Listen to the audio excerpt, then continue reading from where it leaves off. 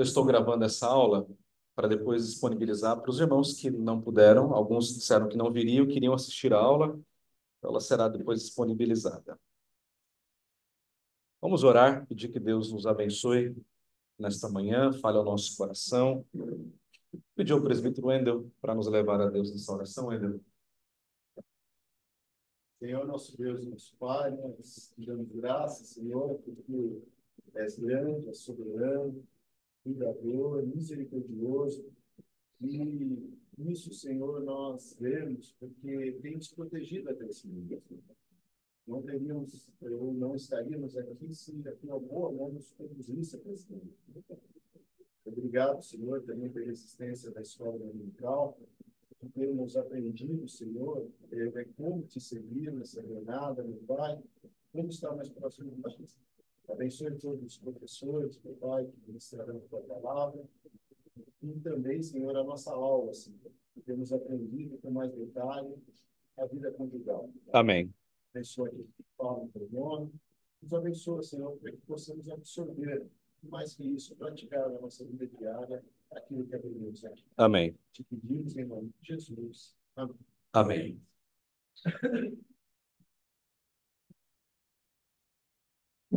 Muito bem, irmãos. O nosso assunto hoje aqui é uma continuidade do assunto que o presbítero Wilson já iniciou na semana passada. Nosso assunto é... Claudio Honor, você está aí do lado do interruptor. Apaga essa luz aqui da frente. Não, não, aí, isso. Não sei se é o primeiro ou segundo interruptor aí. Não é esse. Rapaz, não joga no bicho, não. Você não vai acertar, hein? Não faz isso, viu? O lugar do sexo no casamento, parte 2. O que é que nós vamos tratar hoje aqui, homens? Os perigos dos pecados sexuais, o antídoto bíblico e conselhos práticos. Como eu falei, é um assunto espinhoso, mas necessário. Eu vou começar aqui com uma estatística para os irmãos terem ideia da realidade. Pesquisa Mosaico 2.0, Programa em Estudos em Sexualidade, do Instituto de Psiquiatria da FMU-USP, da USP. 3.000 participantes na pesquisa, divididos em 5 faixas etárias, 5 regiões metropolitanas. Olha só, sexo é importante... Deixa eu pegar uma precisão.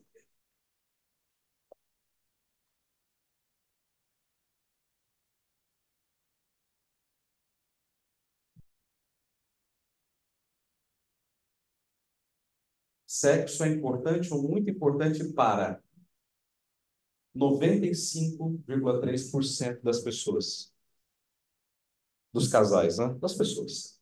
96% de homens responderam sim, é muito importante, e 94% das mulheres.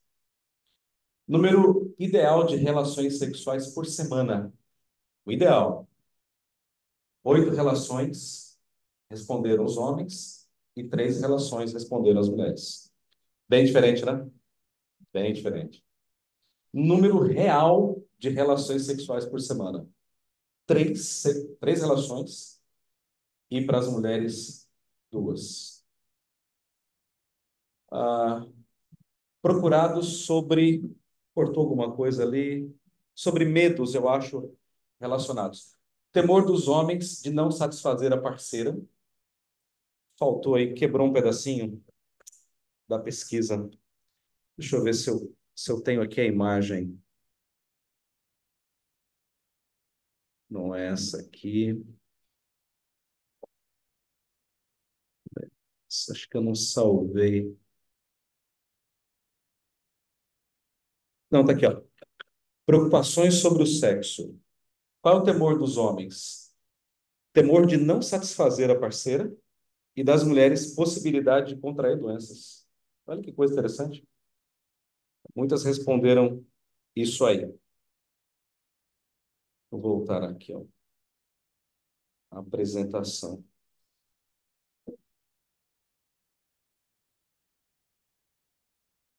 Então a gente vê que a coisa é bastante complicada, né?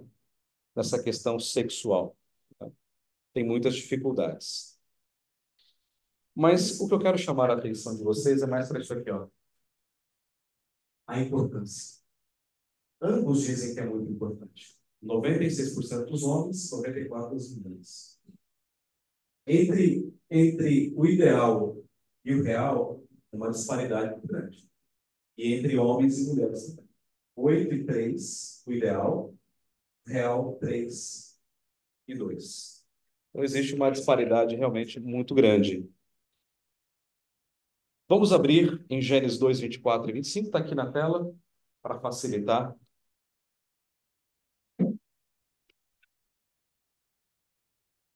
Vamos ler juntos? Por isso, deixa o homem pai e mãe e se une à sua mulher, tornando-se os dois uma só carne. Ora, um e o outro, o homem e mulher, estavam nus e não se envergonhavam. Como nós bem sabemos, o sexo é algo criado por Deus. Isso significa o quê? Que o sexo é puro, é santo, é prazeroso e é satisfatório. Se fosse ruim, pecaminoso, Deus não teria criado. Não é verdade? Deus não teria feito isso. Isso é uma coisa que faria mal para nós, Deus nunca teria feito, né? E o sexo tem vários objetivos no casamento. A procriação da raça humana sobre a Terra. Se não houvesse sexo entre um homem e uma mulher, como é que procriaria? Não é verdade? Não existiria isso. O sexo também tem como objetivo a intimidade de corpos, que é o ápice da vida de casal, isso é sexo. O ápice é isso. Eu estou falando em termos de intimidade, né? E também a satisfação. Isso é um objetivo também. É trazer satisfação, não é? Aquela coisa gostosa. O sexo é algo prioritário e necessário no casamento. Ele é prioritário. Ele é. Ninguém se casa pensando em viver em castidade plena. Outro dia eu vi um pastor falando sobre isso, ele diz o seguinte: se você não gosta de sexo, não se case. Não se case. Por quê? Porque faz parte. É o pacote. Então, como não? Se você não gosta, então é melhor não casar. Vai viver solteiro. Porque foge ao natural. Ninguém casou aqui para ser celibatário, casou? Ah, quero viver sendo amigo da minha esposa. Isso não existe. Claro que não. Então, não somos católicos romanos que acreditam que o sexo só sirva para ter filhos. Não sei se você sabe disso. A teologia católica romana é assim. Qual é a visão do sexo? Filho. O objetivo é ter filho. Por isso que na teologia católico-romana, segundo as orientações do Vaticano, não se deve usar nenhum tipo de método contraceptivo. Você não pode usar. Óbvio que ninguém, né, observa isso, tá? Mas essa é a teologia católica. Não, isso é uma distorção do objetivo do Criador. Se fosse, né, se o fosse, a Bíblia seria suficientemente clara para demonstrar isso. Não, olha, sexo é só para filhos, mas não é. Tanto é que a gente tem um livro na Bíblia que fala só sobre isso, né? Qual é? Cantares. Cantares. Né? Meu pastor dizia assim: leia toda a Bíblia, menos Cantares. Ele sempre dizia isso. Isso aqui não é para jovens solteiros, né? É claro que é, se bem estudado. Ele brincava, evidentemente. Portanto, o sexo ocupa um lugar fundamental no casamento cristão. Ele está lá, ele faz parte e tem um lugar, né, fundamental. Ele é uma forma de expressão do amor, do afeto, da atenção, da fidelidade, do desejo de satisfazer o outro. Então, o sexo não é um fim em si mesmo. Ah, eu quero. Não é o objetivo. É mais do que isso. Tem a ver com atenção, tem a ver com fidelidade, tem a ver com desejo, tem a ver com amor. É uma expressão de tudo isso aqui. Eu não posso isolar o sexo. Se eu usar o sexo, tirando tudo isso aí, sabe o que me torna? Um animal. Você pega um cachorro que tem sexo com uma cachorra, por exemplo, cadela. Você acha que ele diz, vem cá, eu amo você, eu não vivo sem você, Aí ele chega lá e fala umas palavras bonitas, né? Dá umas latidas bonitas na orelha da cachorra. É isso que acontece? Não. Ele é movido pelo quê? Pelo instinto que ele tem. Só isso. Se eu uso o sexo como algo instintivo, eu estou me tornando um animal sexual. Olha como é sério isso. É isso que nos distingue dos animais. Nós temos a capacidade de pensar, de raciocinar. Por isso que ele não pode ser destituído, alheio ao afeto, ao amor, à atenção, à fidelidade, ao desejo de querer satisfazer o outro. Por isso que o sexo muito facilmente pode se tornar um problema, quando eu o uso mal, né, de maneira equivocada. Então, qual é o problema com o sexo no casamento? O problema é quando fazemos dele um ídolo no nosso casamento. Tá? Os problemas sexuais derivam não só do comportamento, mas especialmente do coração. Olha o que o Senhor Jesus disse lá em Marcos 7:21. Porque de dentro, vamos ler juntos? Porque de dentro do coração dos homens é que procedem os maus desígnios. O que é o mau desígnio? Mau desejo. Desejo de fazer maldade para o outro. O que mais? A prostituição, palavra grega, porneia. Porneia. Então, de onde é que vem, então, a imoralidade sexual? Do coração. O que mais? Os furtos, os homicídios e os adultérios. O nosso problema sexual, quando eu falo nosso de maneira generalizada, vem do coração. Não é uma questão de comportamento só. É o coração que está envolvido na história, né? E aí o problema é mais profundo. Então, o ponto é que nós podemos transformar um desejo bom e saudável, que é o sexo, num ídolo que nos escraviza. Eu conheci um homem que disse assim, pastor, eu tive mulheres para 20 vidas. Olha isso. Eu não conseguia passar um dia sem ter um ato sexual. E havia dias que eu tinha mais de uma. Era um homem ímpio, evidentemente. Depois ele se converteu e relatou isso para mim. É por essa razão que há homens escravizados ao sexo. E não é só o sexo. Homens que, mesmo sendo casados, buscam satisfação. Onde? Pornografia, no sexo solitário e, consequentemente, no adultério consumado. Tem homem que tem vida sexual ativa com a esposa, mas lá fora ele tem duas, ele tem três. É o homem que não se contenta. Por que você fala? Por que um homem chega a esse ponto? Porque o sexo é um ídolo para ele. É uma coisa muito forte. É como o dinheiro. O dinheiro é uma coisa muito forte. Por que o cara quer mais, mais, mais, mais? Porque aquilo é um ídolo. E ele tem que satisfazer aquilo. Fala, por que esses caras de Brasília, né?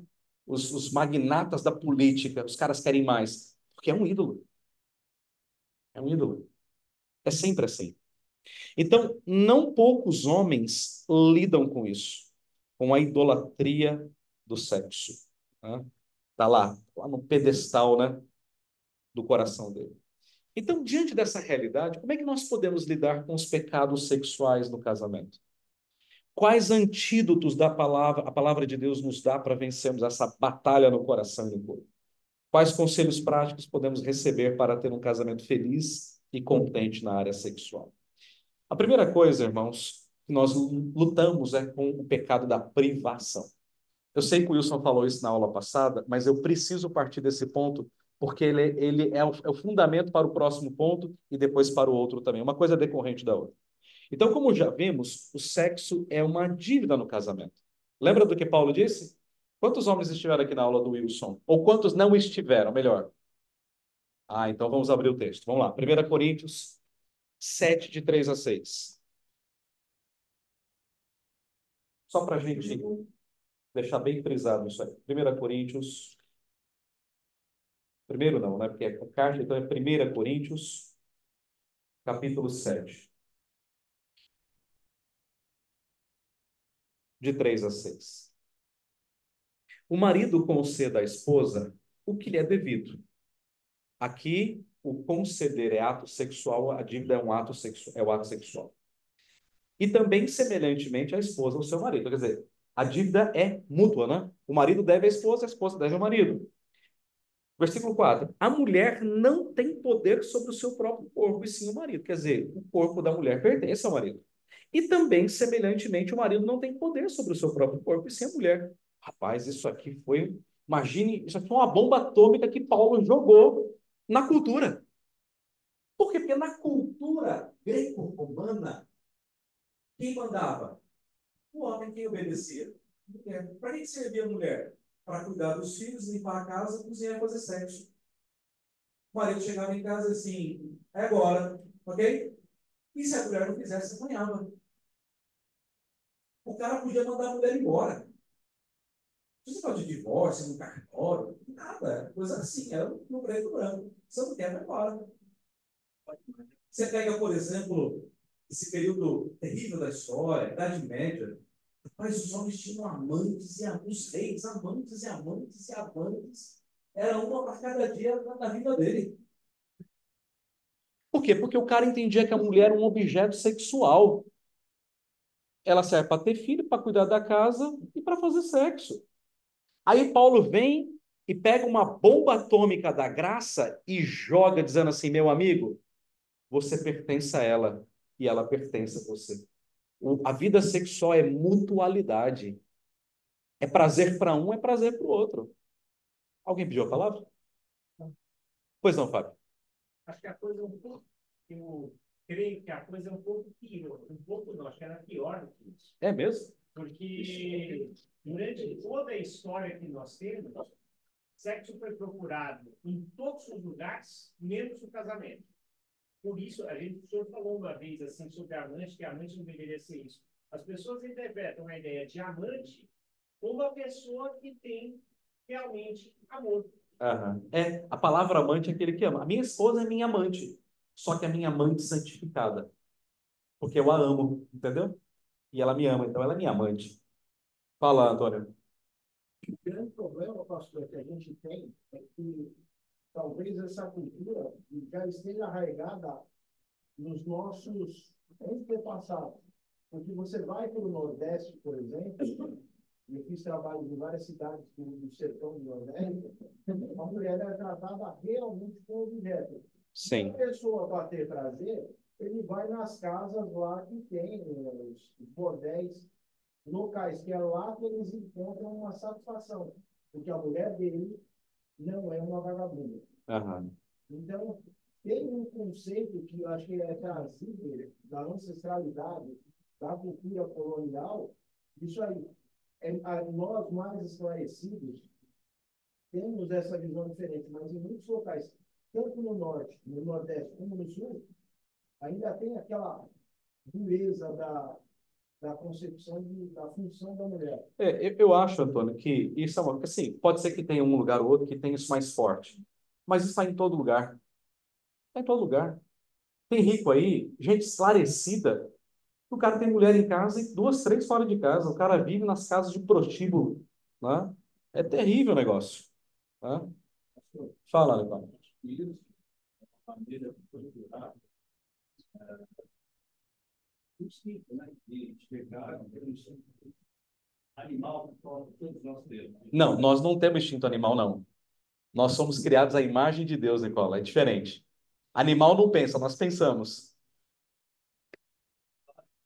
Não, ok. Não, não. O homem não age por instinto. O homem age com base no raciocínio. Instinto é aquilo que te instiga a fazer alguma coisa. Nós não temos isso.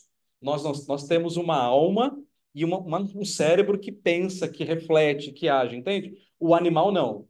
O animal, por exemplo, ele está com fome, ele morde para pegar. Se ele se sente ameaçado, ele vai lá e nós pensamos para fazer. Ele não pensa. Essa é a diferença. Não, ele pode agir como um animal. Ele pode agir como. Mas lembre-se, ele faz isso porque o seu coração é depravado. O seu coração não tem a Bíblia como palavra de Deus. Não tem o norte, entende?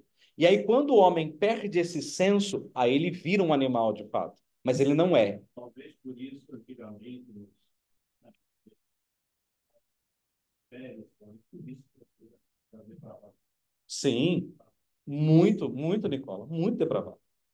Pois não, quem pediu a palavra? Perdão, só para complementar o que você Sim. está falando, que dá sentido também, em outro sentido que você falou, nós agimos com dolo, porque nós pensamos, fazemos e temos um resultado. Então, a conduta nossa, Isso. do homem, é dolosa. Exatamente. Ah, foi culpa porque eu olhei aquela versão. Não. Você agiu com dolo. Porque você quis, foi intencional. Você pensou, É. pensou, executou e obteve o resultado. É. Chama nexo da causalidade. É verdade. É doloso. Traduzindo, a gente faz porque quer. É isso que você está querendo dizer, entendeu? Vamos continuar, senhores. Então, a privação é algo pecaminoso porque é uma quebra do mandamento do Senhor, né? Paulo foi quem escreveu essas palavras. E Paulo não as tirou da sua própria cabeça. Paulo não conhece, deixa eu pensar aqui uma coisa sobre a vida sexual. Não. Paulo, ele olhou para as escrituras, interpretou a Bíblia e disse assim, não, o sexo é uma dívida no casamento. E quando você priva o outro sem um motivo justo, isso é pecado. Você está quebrando a palavra de Deus. Veja como é sério. É muito sério. Então, o sexo é uma dívida impagável, a menos que a morte ou a infidelidade não tratada entre em cena no casamento. O cônjuge morreu, acabou a sua dívida. Tá? Quitou lá na Caixa Econômica, tá tudo certo. É assim que é. Ou a infidelidade. O seu cônjuge te trai, então agora você não tem a obrigação de permanecer com ele. Você pode pedir o divórcio. O ideal é a restauração sempre, mas você pode. E aí, nesse caso, a dívida tornou-se nula. Tá? Então, jamais use o sexo como elemento de castigo ou chantagem para obter coisas. Jamais. Ah, se você... Aí vai ter, entende? Eu te dou tal coisa se... Meu amigo, quando um casamento cai no nível da chantagem, acabou. Acabou. Acabou. Jamais force o ato sexual se a sua esposa já manifestou que não está pronta naquele momento. Não adianta forçar. Não adianta. É querer fazer um carro automático pegar no tranco. Não vai dar certo. O Fusca dá, o carro automático não dá. Entendeu? Não vai pegar. Tá? Vai detonar a sua engrenagem. Jamais cobre a dívida pelo rigor da lei. Não, ó, Paulo disse que a mulher é como sendo a marido, então a lei diz, então cumpra. Legalismo. Legalismo. A dívida não exclui, evidentemente, o romantismo, a sedução, o carinho, a paixão. Eu vou mostrar uma imagem aqui que vai ilustrar isso já já. Então, considere ser paciente com a sua esposa. Cara, a sua mulher é diferente de você. A sua mulher tem um negócio chamado assim, ó, tensão pré-menstrual. Rapaz, é uma tensão hormonal que existe dentro. Nós nunca vamos entender isso. Nunca. Mulher sente fome, quer comer chocolate, ela quer quebrar, ela quer bater, ela quer gritar. Cada mulher reage de um jeito na tensão pré-menstrual. Rapaz, é um negócio assim, é uma coisa que nem ela sabe explicar. Isso justifica a ira, a raiva, a briga? Não justifica. Uma vez eu vi um palestrante americano falando sobre isso, uma conferência com assim, nenhuma luta fisiológica justifica o nosso pecado. Ah, eu estou com fome, por isso eu sou chato. Ah, eu estou com sono, por isso não fale comigo. Pecado. Isso está no seu coração. A fome e o sono dão vazão para isso. Sabe aquele ditado que diz assim? A ocasião faz o ladrão? Esqueça isso aí, está errado.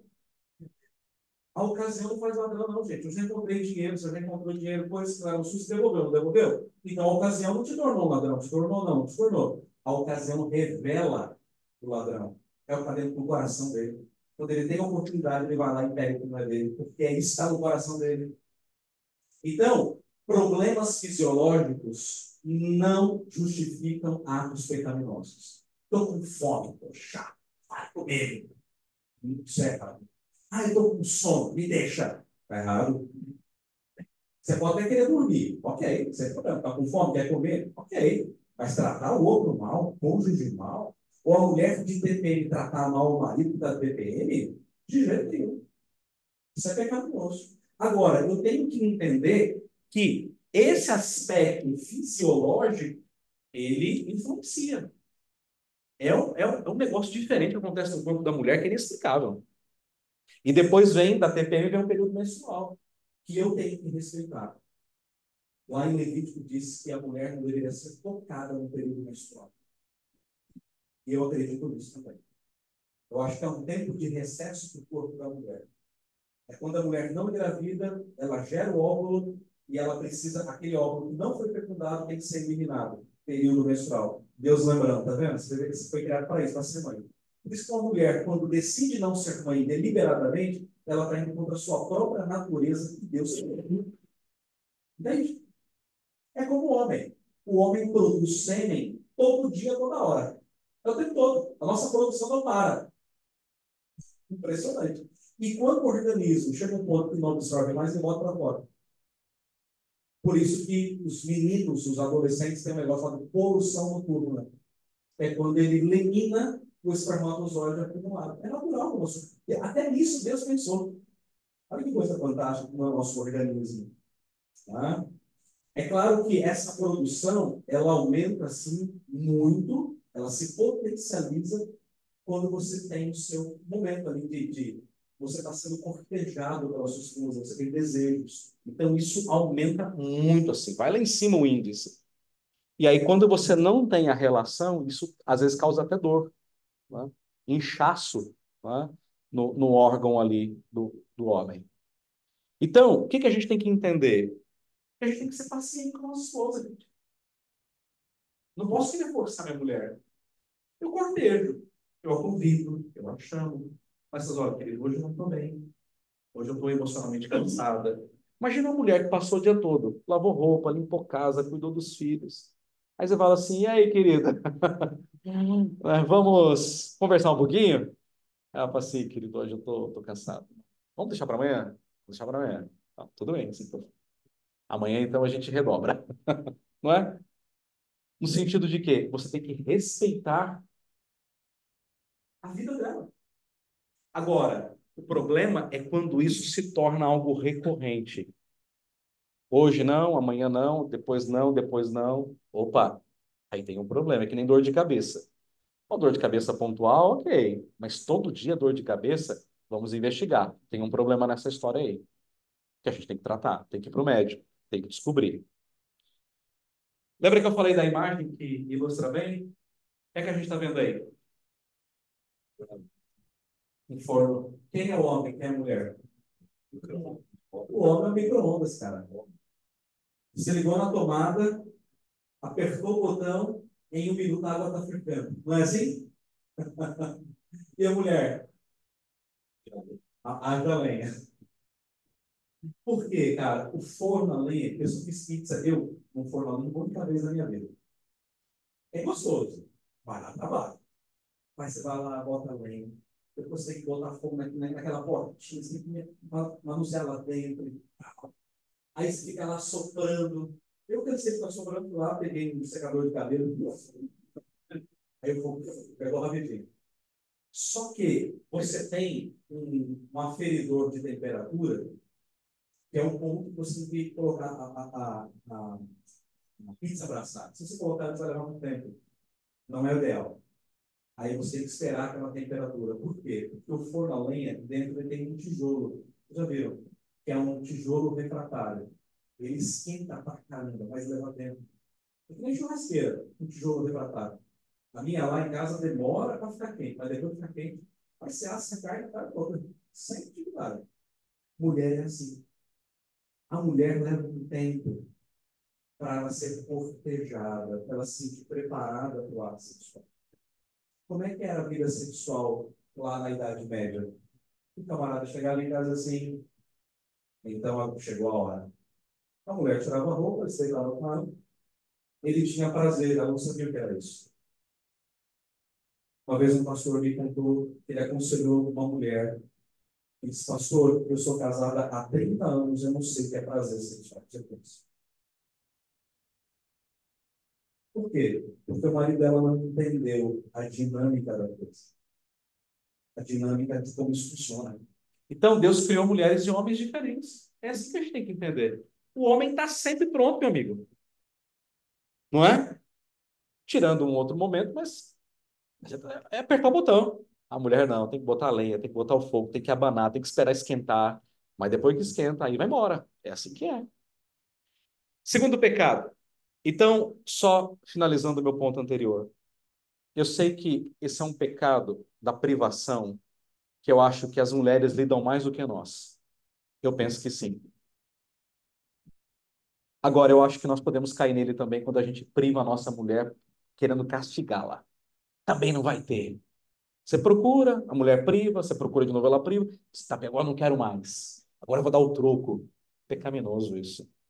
É por isso que a gente tem que sentar com o nosso cônjuge de maneira tranquila, de maneira saudável. Falar, querido, vamos alinhar as coisas. Tá errado, tá errado. Segundo pecado, irmãos, o pecado da prostituição. Você já teve a oportunidade de estar assistindo lá um filme, tá? De repente, tá lá, né? Classificação livre, né? 18 anos, né? Para cima e tal. Aí, de repente, aparece lá uma cena, né? Uma cena tal, que às vezes não é tão assim forte, mas já é uma cena que, rapaz, uau, né? Não esperava isso. E aí, o que acontece? Quando você olha para aquela cena,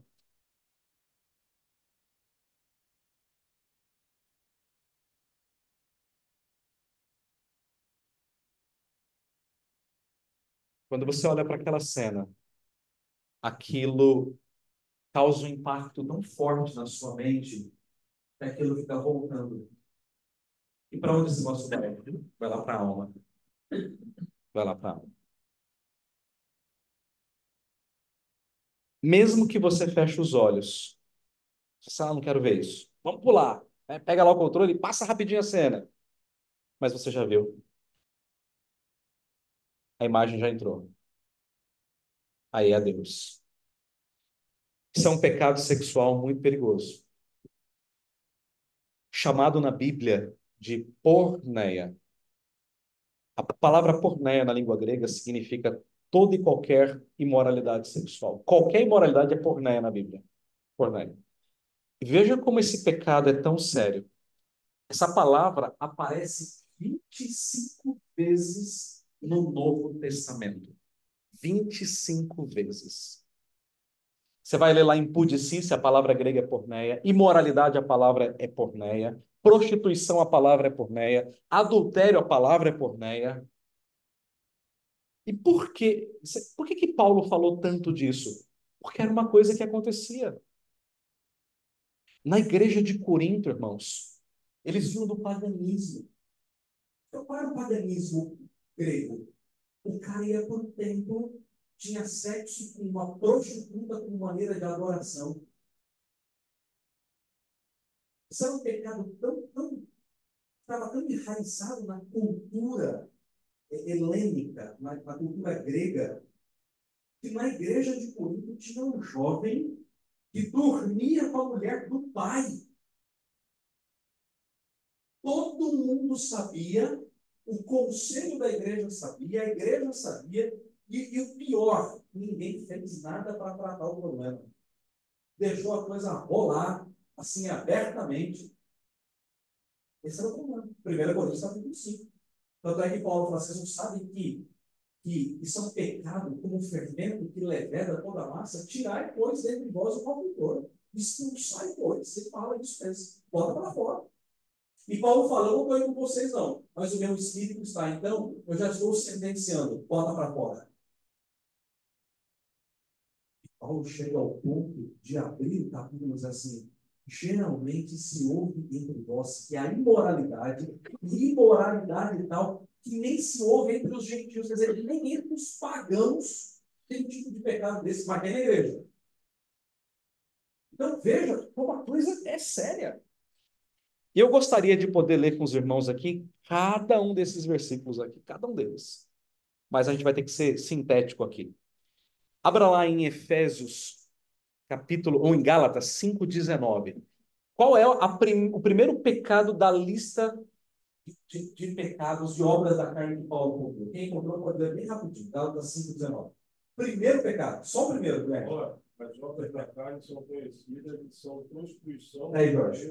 Não, peraí. Primeiro pecado, prostituição, porneia. Rapaz, se eu fosse fazer uma lista, eu começaria com a palavra mais importante.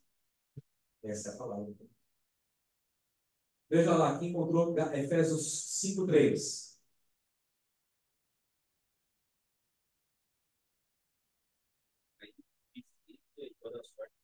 Tá bom, Guilherme. Imundicícia. A palavra é imoralidade sexual. Porneia no grego. É porque ele traduz de outra maneira, mas é porneia, imoralidade sexual. Veja lá, Colossenses 3:5. O que diz? Fazei, pois, morrer a vossa natureza terrena, prostituição. Está vendo? Está vendo que sempre a primeira palavra? Por quê? Porque esse negócio pega. Se não pegasse, não seria a primeira, seria a última. E não seria tão mencionado assim. 1 Tessalonicenses 4:3.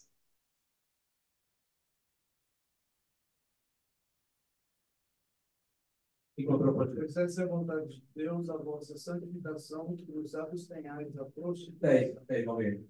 Qual é a vontade de Deus? A nossa santificação. E, portanto, para sermos santos, o que nós não podemos fazer? Nos prostituir. O problema é que a gente pensa em prostituição, que eu vi com a prostituta, ir lá na rua, né? E vender o nosso corpo. Isso não é prostituição, gente.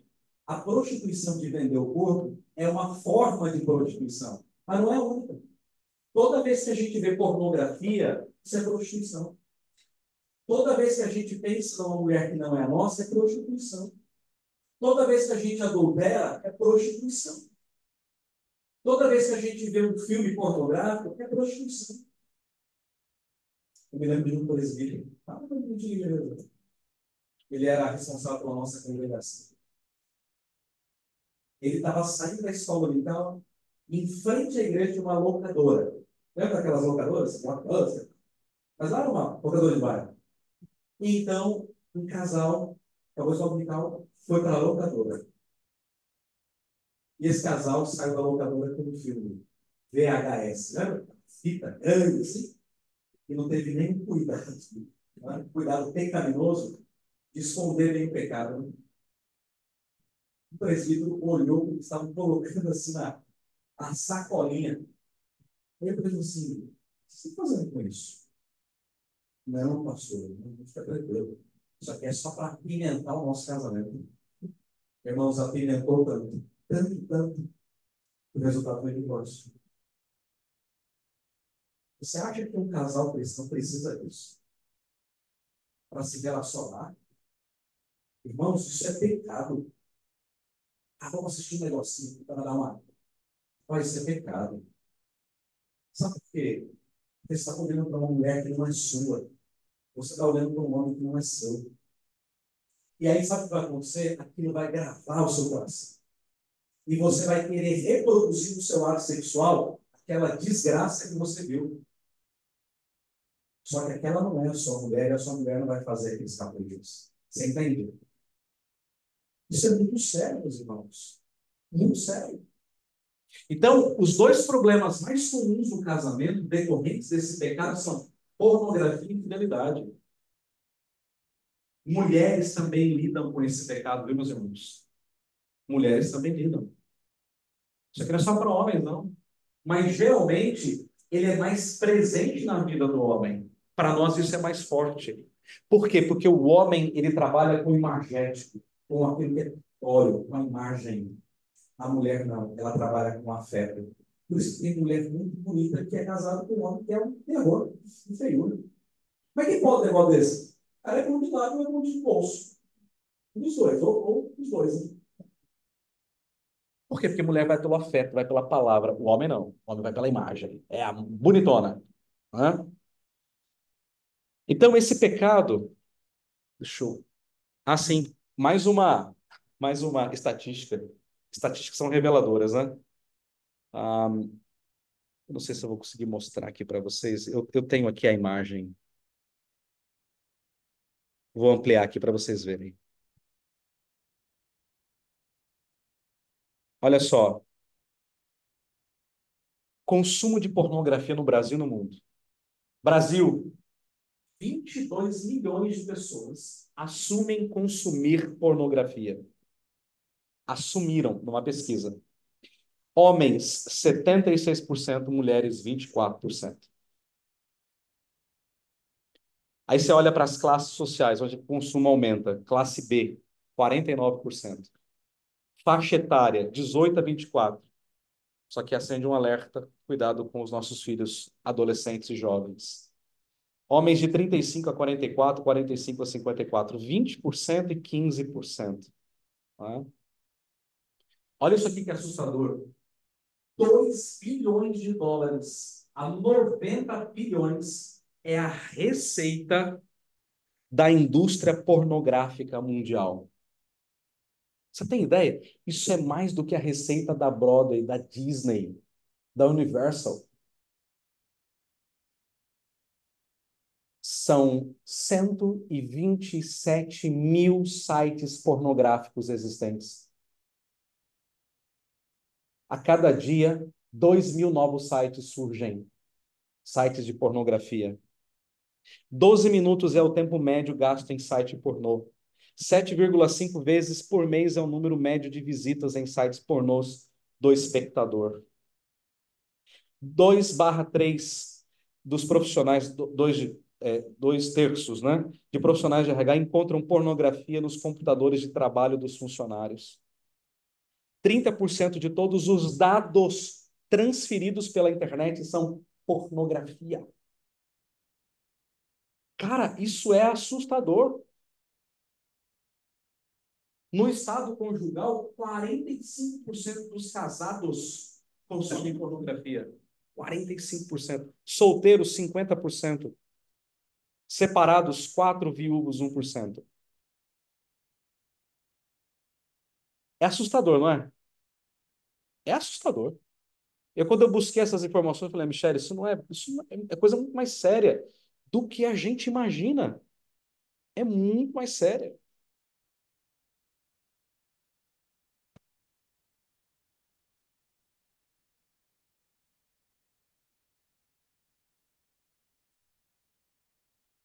Por que que a pornografia é um problema? Porque ela é sedutora e ela domina a nossa mente.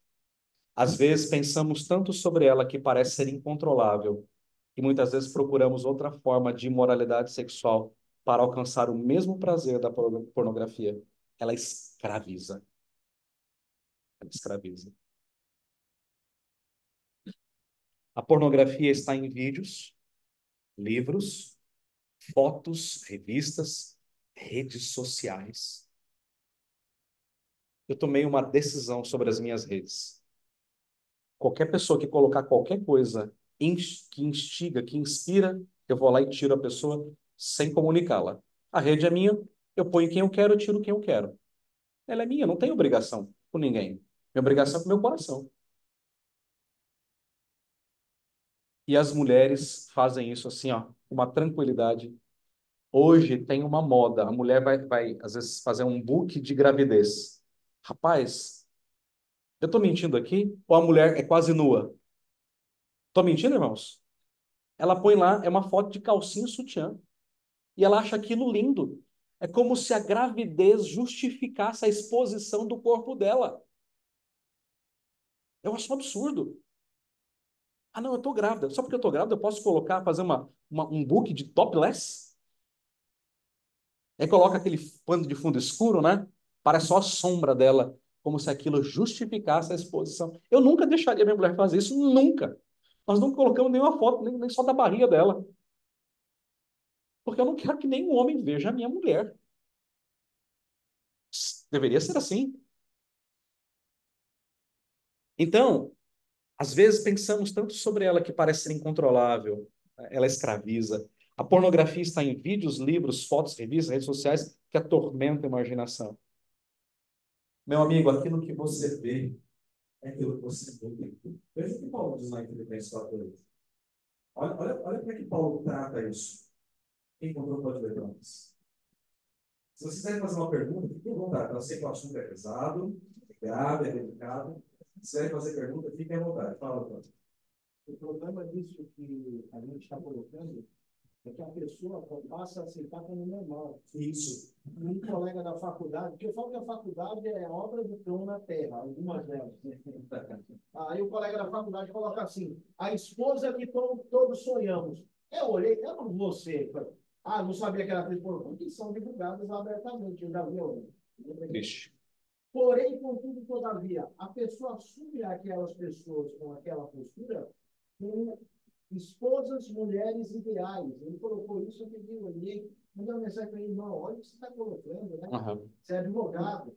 Aí o que ele falou? Cara, eu tenho minha liberdade.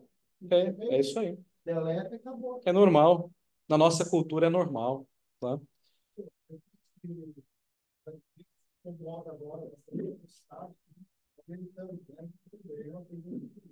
Ah, é verdade. Hoje não, é livre, a amamentação é livre. Rapaz, outro dia eu vi uma cena que a mulher se depreciou, estava no pronto-socorro com a minha filha, estava com febre. A mulher abriu assim o vestido, abriu. Ela soltou os botões e colocou os dois seios para fora. Não estou brincando, não. Num seio a criança mamava e outra ela acariciava. Meu Deus do céu. Eu peguei a minha filha e nós nos acertamos lá fora. Lá fora. Rapaz, aí eu tava. Aqui tinha uma parede, ela desse lado, e eu do outro lado. Vi mais nada. E o segurança assim, ó. O cara sentado na entrada do PS, o cara assim, ó.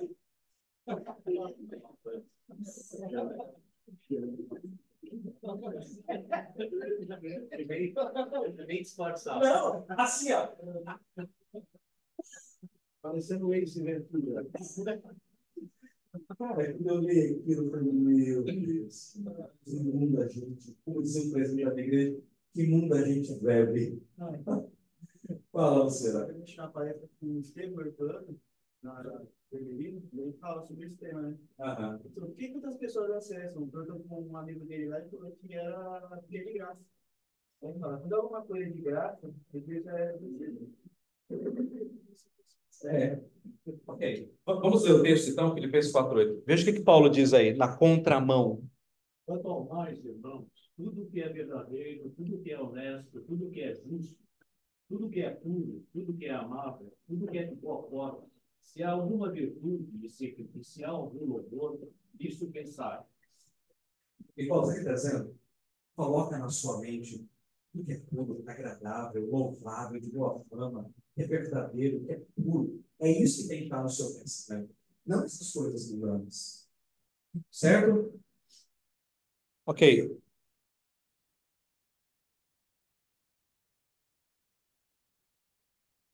Em Mateus 5, 27 e 28, Jesus nos ensina.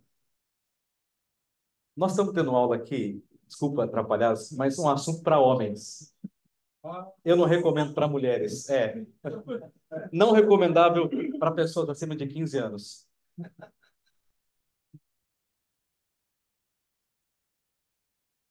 Oi? É isso, o senhor pode ficar, viu?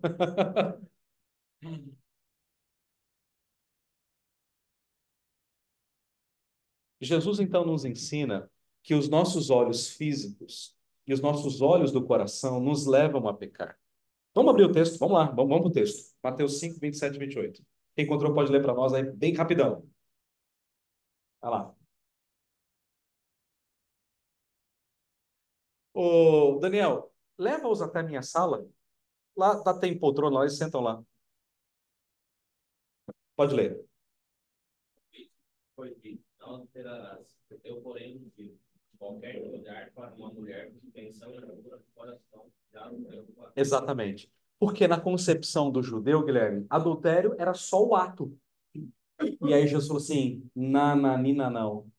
Se você olhou para ela e pensou, você já pecou. Você já adulterou com ela no seu coração. Chama-se adultério do coração. Né? Então, o pecado não é apenas o que fazemos, mas também o que pensamos. E pode nos levar à escravidão. Precisamos parar e considerar o que estamos permitindo entrar em nossas mentes e como isso pode influenciar as nossas expectativas e comportamentos. Devemos analisar se os livros, revistas e filmes que vemos agradam ou não a Deus e se esses materiais nos fazem amá-lo mais ou não. Irmãos, houve uma época aí que saiu aquele filme 50 Tons de Cinza.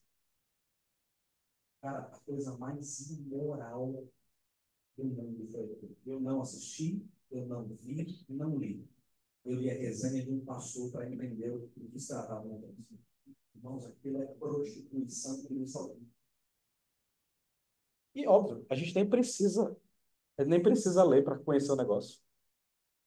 Absurdo, absurdo. Não, é entretenimento, é normal, não é normal. Isso é pecado. Olha o que diz o Salmo 101, versículo 3. Olha o que a palavra de Deus diz. Não porei coisa injusta diante dos meus olhos. Aborreço procederes que desviam.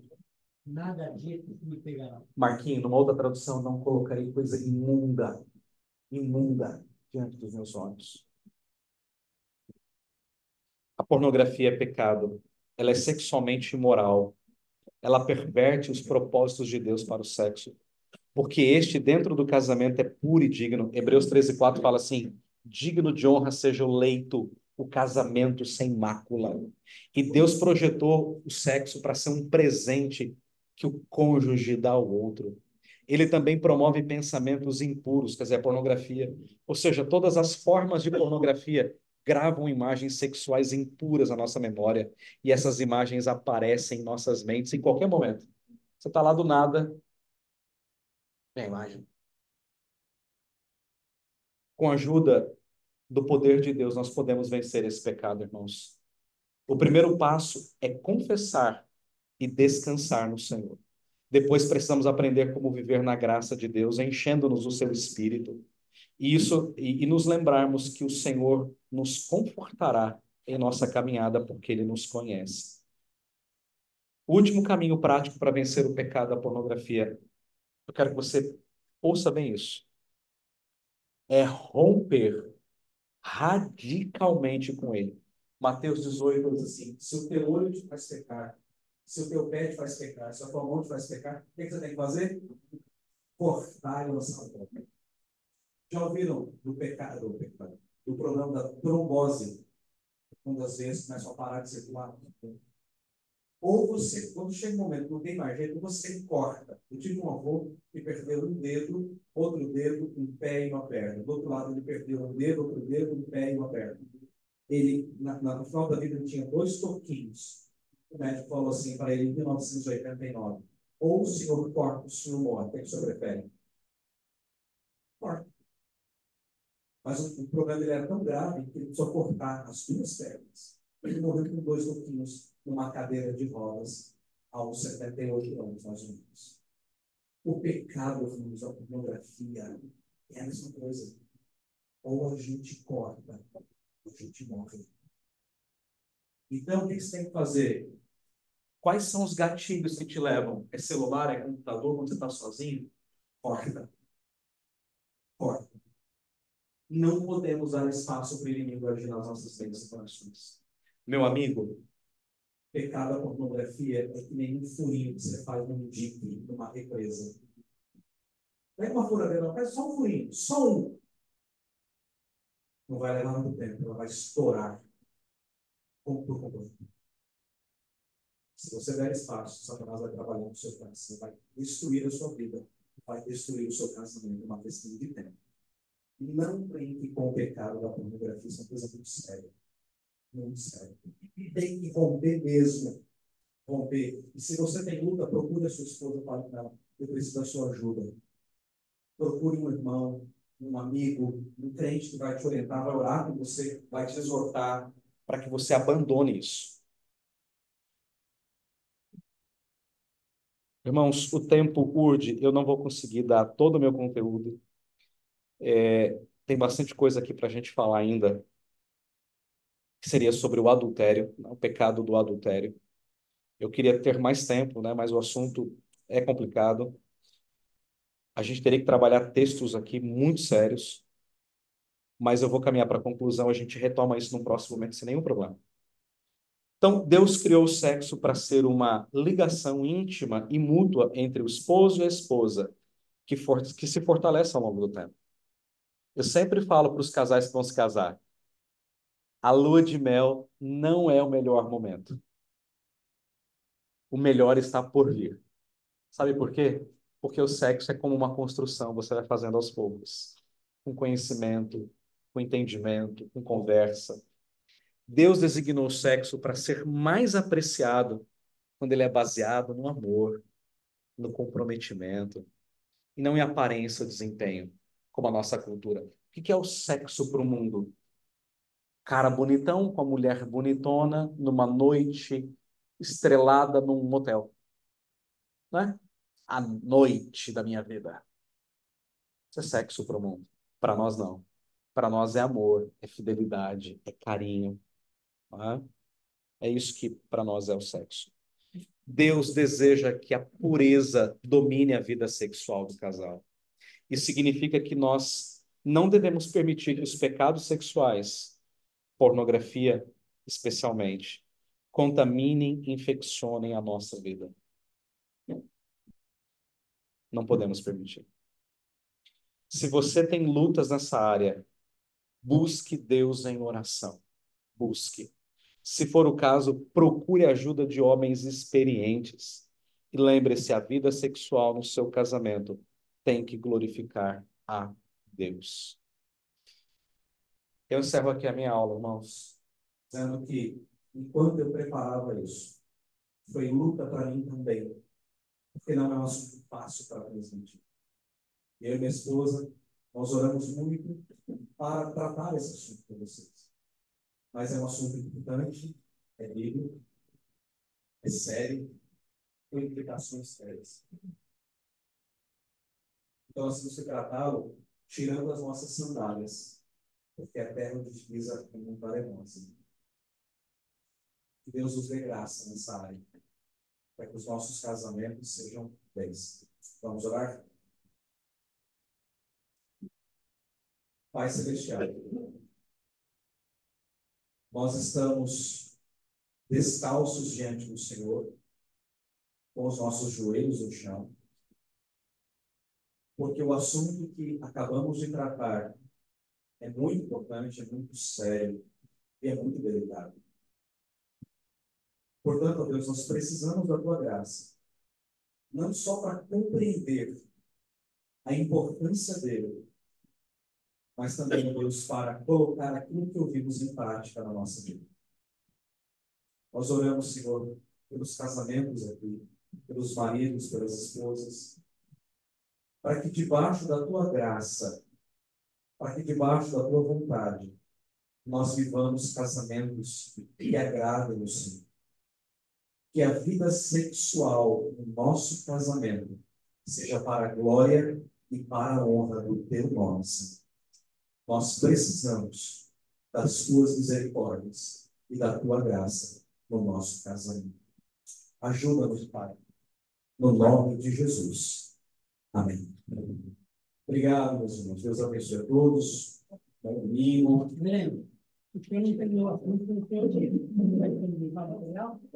Eu vou disponibilizar, a aula está sendo gravada, eu vou disponibilizar não abertamente no YouTube, mas para os irmãos que quiserem o link.